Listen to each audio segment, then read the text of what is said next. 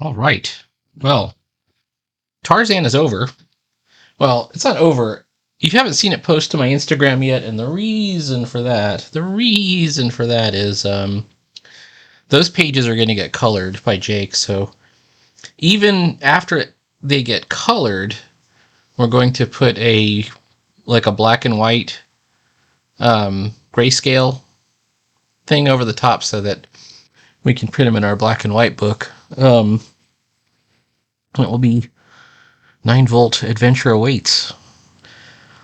So that leaves us with, hey, we've been doing comics every day. We can't just start on a new comic. Yes, we can. I've been actually developing one. I've been calling it Scimitar, but I think I'm going to change the name to A Princess of APSHAI. I had thought about really basing it on the robot character, Scimitar, and he is my favorite. I still kind of want to really focus on him. But everything seems to center around this princess character. So this morning I got up and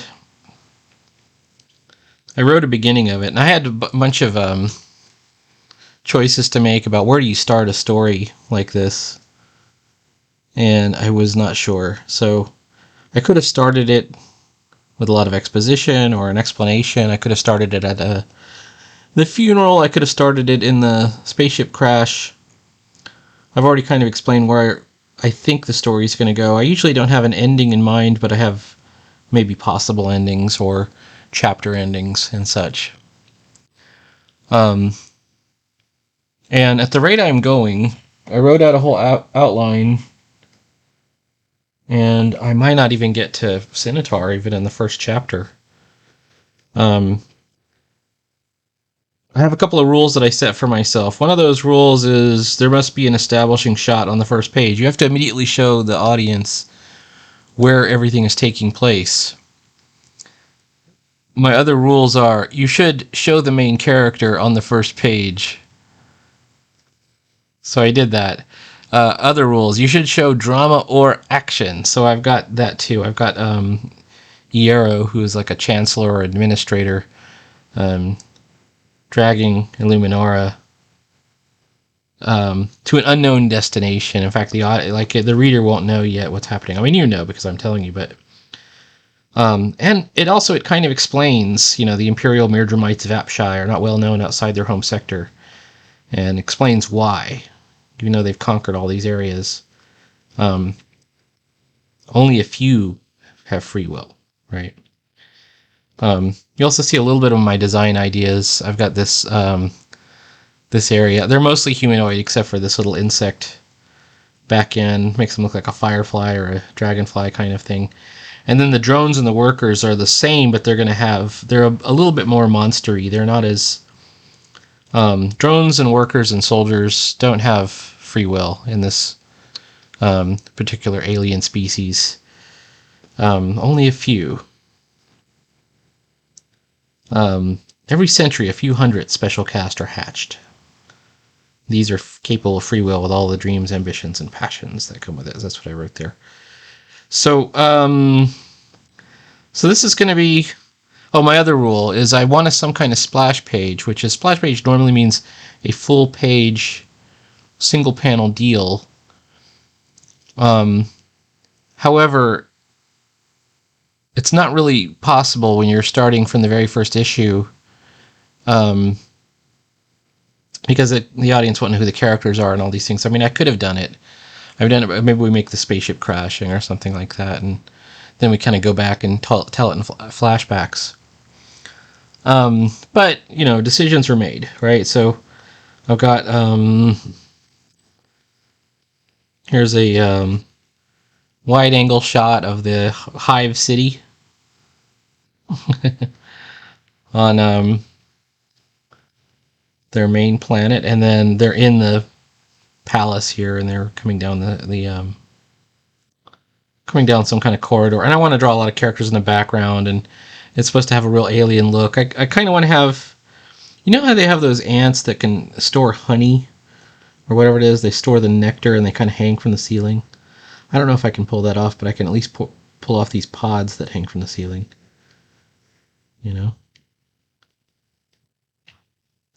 And that'll look pretty weird, right? That'll look pretty alien. A couple of other design things that are going into the concepting of this is you'll notice I will use the egg shape. I'm going to use it as much as I can to when we're dealing with APSHAI and the Myrdramites, because it's going to be in their architecture, it's going to be in their, their costumes if they have costumes. This ovoid shape, there's a lot of the drama that centers around this story is focused on the eggs, on the fate of the eggs. I put some stuff up here in the foreground. I'm not sure about this part over here. Maybe I'll keep it, maybe I won't. I don't know.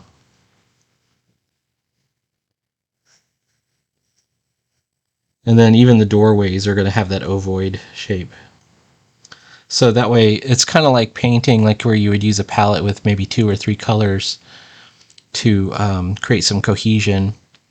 In this case, we're trying to use the shape itself as a design element, a repeating design element. Other choices that I have to make that I have not yet made are which brushes to use. I've got this new set of really cool brushes called the Rusty Nib. And the thing about these brushes is the whole point of them is that they're noisy. There's a lot of noise that comes out. But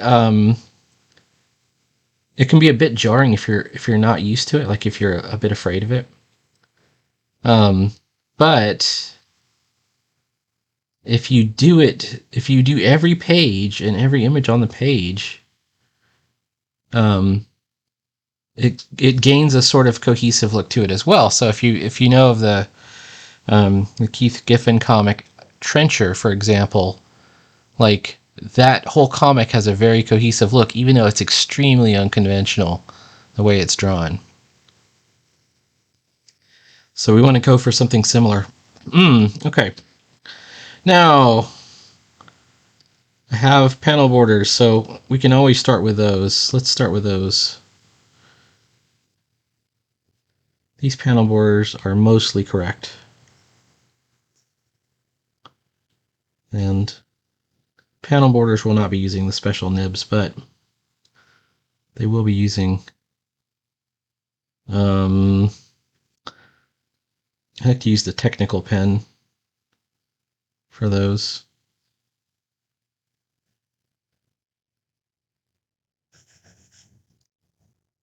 So I've also changed the font I use. I usually use for my comics Ready for Anything, which is pretty cool. There is an extra step you have to take with Ready for Anything, which is the leading is not correct on it. So if you're using Ready for Anything for comics, you usually on Procreate anyways, you'll have to change the leading down to 6 to make the lettering look right. And I used it for several comics without realizing that was wrong on it, and then once you saw it, it's like you couldn't unsee it. So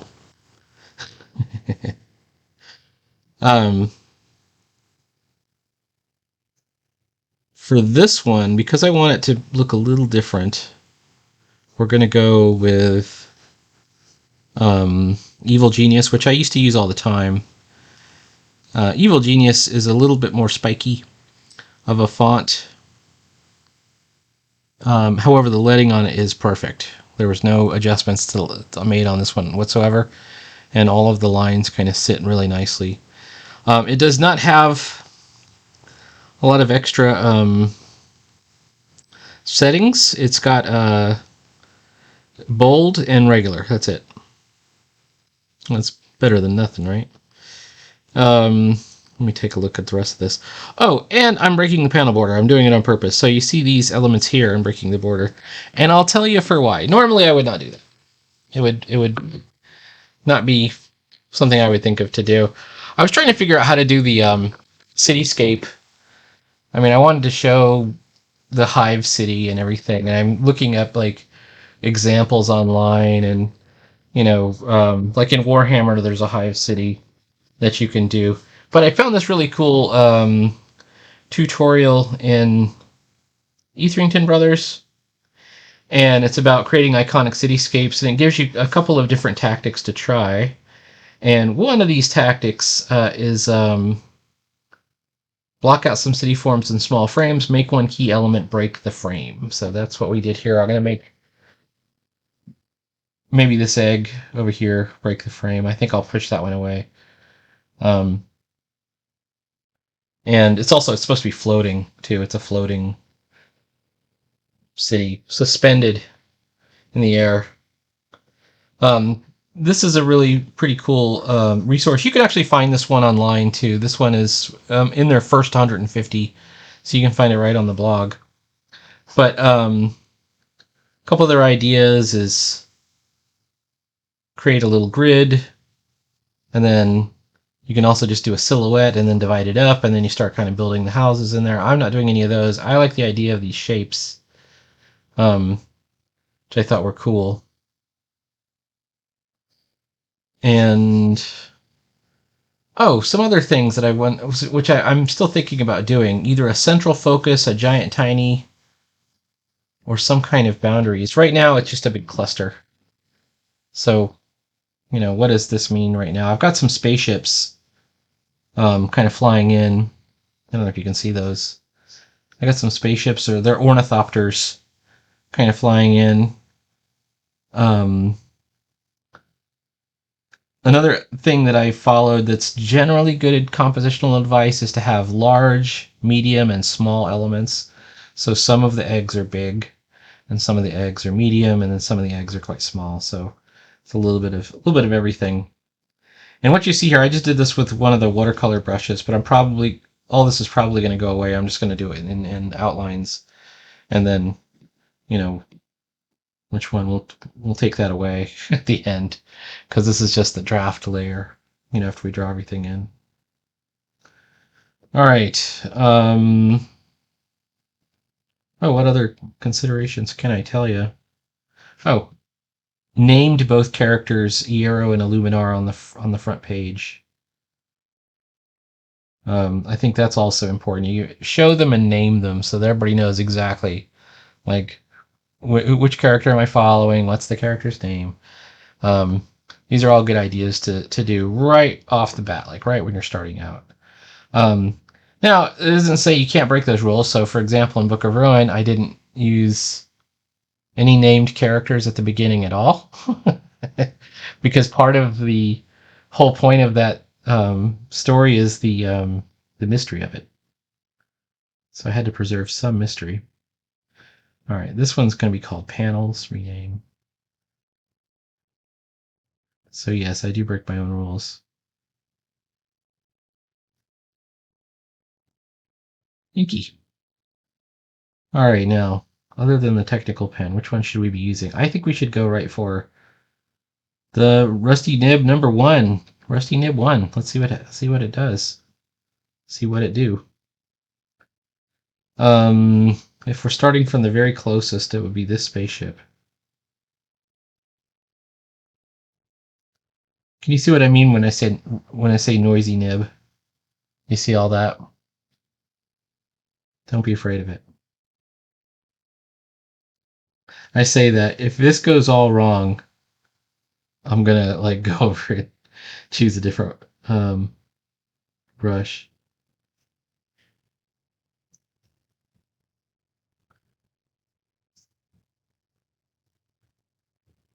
The Mirrodramites aren't based on any particular type of incident. They're not bee people, for example, or dragonfly people, or cicada people. Although there's elements of all of those things, including ants, are in there. Oops, I didn't like that curve. Let's try another curve.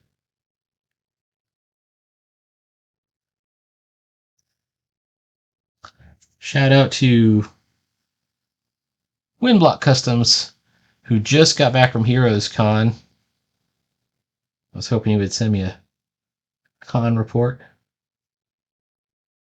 Maybe that's it right there. All right. I like it. It even has little broken lines in it, so.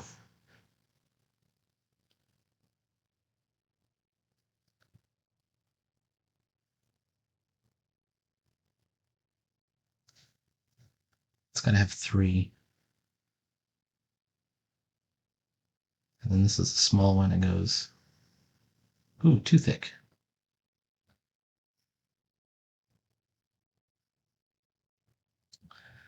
These are like little cockpit pods. Looks a little bit like the ship from Space Ghost. That not the I think it was called the Phantom Cruiser Space Ghost ship, but the ship that Jan and Jaina had. Oh, let's take out the pencils again and take a look. Oh, I did miss a piece. All right.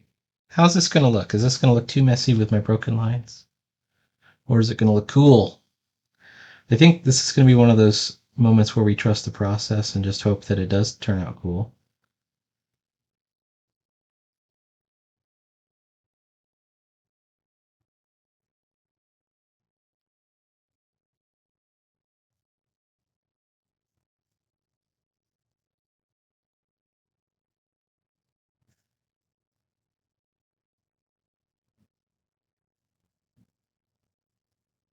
The truth is, you can make your comic look like anything you want. It has to have one important quality, though, which is to be visually interesting. You can have really technically great, perfect art and not be visually interesting. And you can have poor quality, stupid looking art and still be very visually interesting. And the proof is, wouldn't you rather read the Teenage Mutant Ninja Turtles and Sergio Aragones than, I don't know, any current year comic? I would. Much rather. They're fun. They're fun to look at. Yeah, I know sometimes the art is not as pro looking.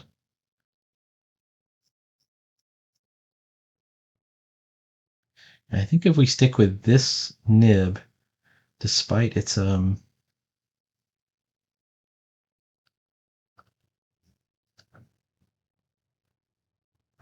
obvious quirks, I wonder if we should do like it's buzzing. Can you imagine like the APSHAI spaceships actually like they have wings that move like bee wings, they move really fast.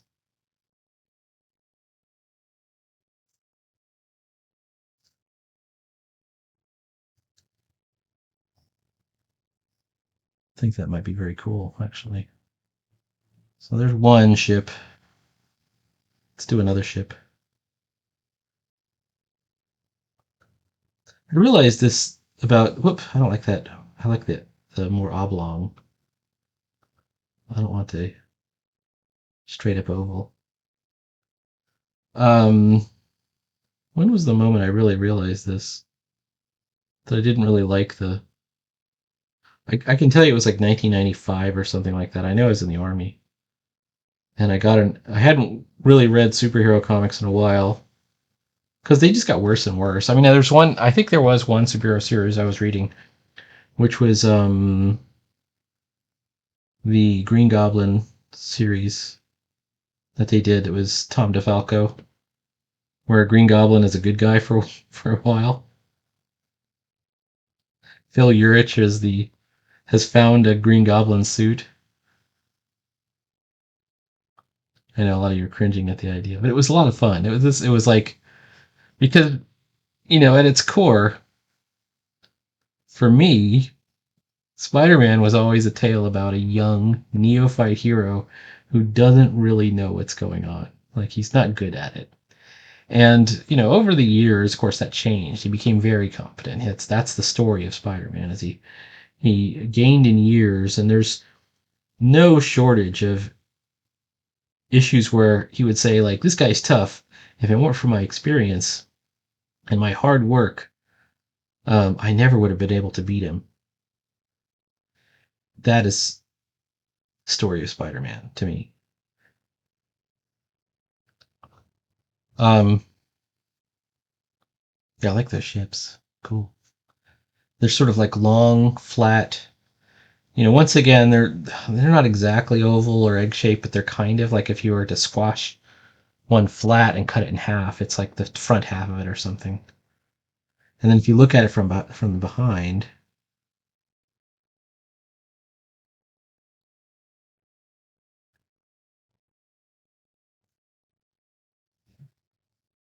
that's what you get.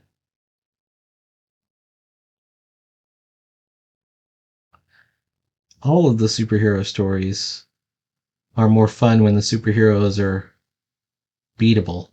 They can be beaten, and they somehow manage to make it anyways. And another moment this was proven to me was remember when the Kick-Ass movies came out? It's like that they came out. There were Marvel movies already, but they weren't very good. They weren't very popular. Um,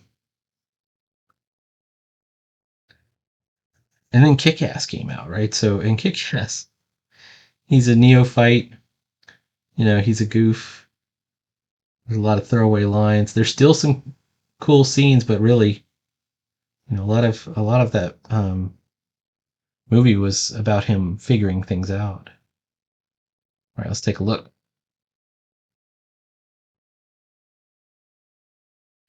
What is this little box over here? Let's make it a small ship.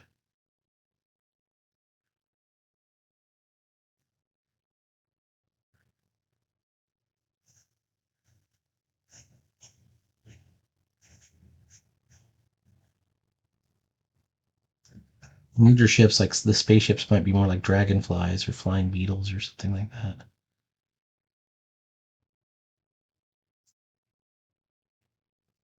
You might recognize the name APSHAI not from the Temple of APSHAI video game, although maybe you do, but where that came from, which is Egyptian mythology. APSHAI is the mosquito god.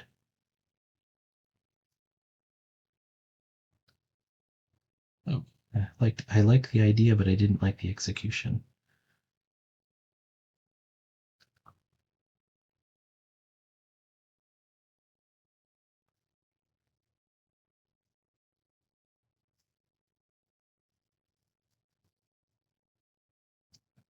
All right. And everyone's flying to the Hive City. Nobody's flying away from it, or maybe there are some that are flying away from it.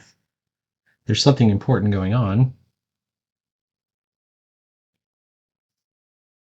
and we'll find out what it is. Maybe on the next page. It doesn't reveal what the secret is on this page, but we'll get to it soon enough.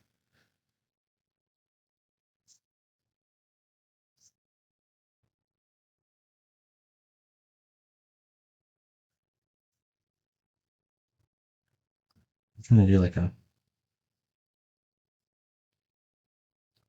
reflective, yeah.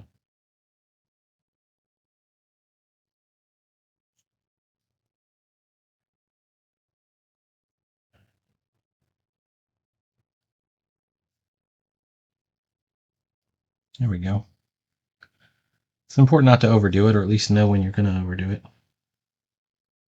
How about that? A little shadow. I can do another shadow right here. Basically, we'll just double up on it. What we got.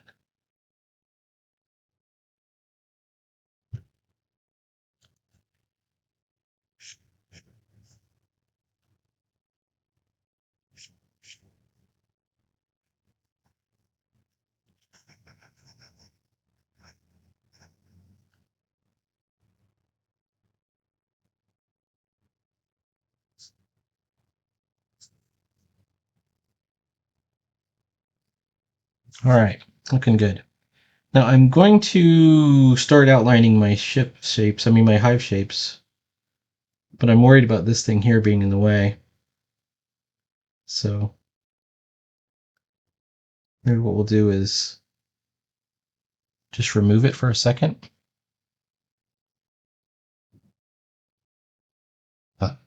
Come on, computer. Okay, there we go. And then over here at the bottom, after a bunch of extra room, I'm going to put the words APSHAI for the title. Original working title was Scimitar. And it was going to be all about this robot butler guy. Okay. One thing, we want to go with thinner line weight.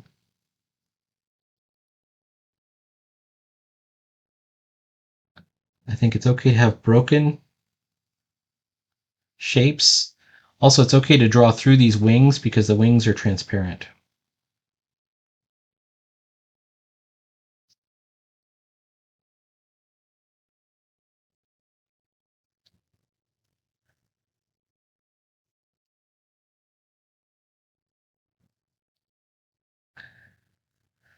I'm gonna have to put like lights in. This is planet side. It's in the atmosphere, so I won't have to do like space texture, stars and the like. But I am gonna do lights on the city.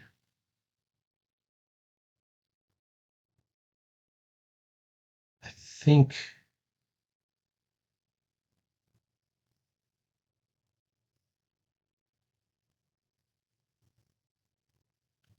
that was a little too thick of a line. Let's redo that line.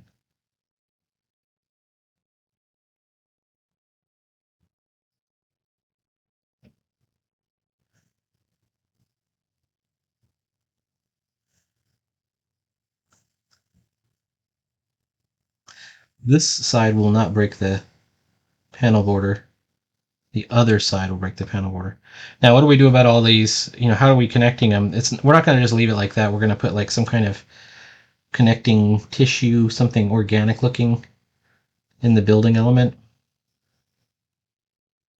And I'm just going to go ahead and draw everything, even though we're going to slap a narration box right over the top of it. So, for example, like where this bubble goes,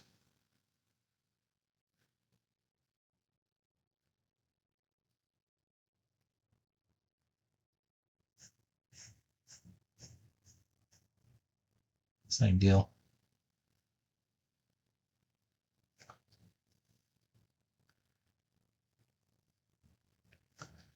And we'll do that elsewhere too. We'll have little holes, little ports and docks and balconies and all kinds of like little areas. So without it, it's going to look like this. Whoops.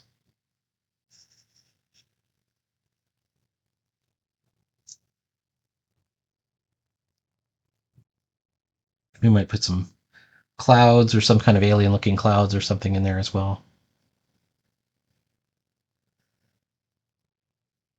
All right, believe it or not, we're at the end of our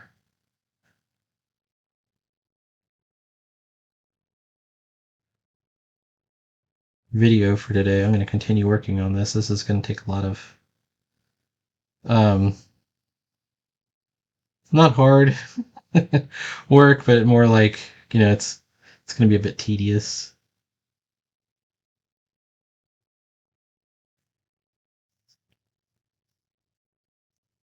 And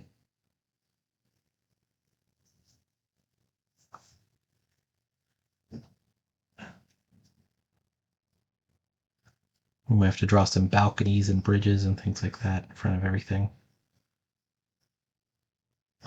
So please like, comment, subscribe. Every little bit helps. I don't even mind if you leave me on no notifications, but if you click the notifications, you'll get notified every day because I always got something to do.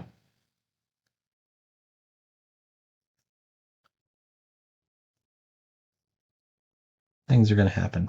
All right.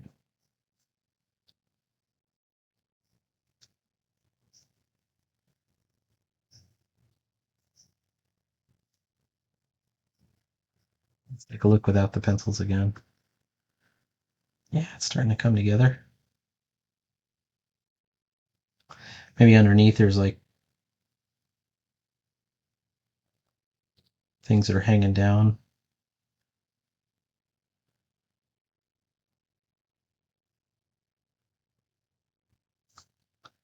The society of the Myrdramites is well ordered.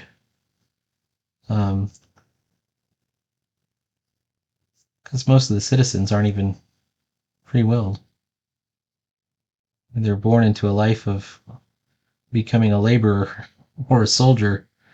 I think there's more to explore with that whole theme. We could do all kinds of things with it. All right, I'm going to continue drawing. Talk to you later.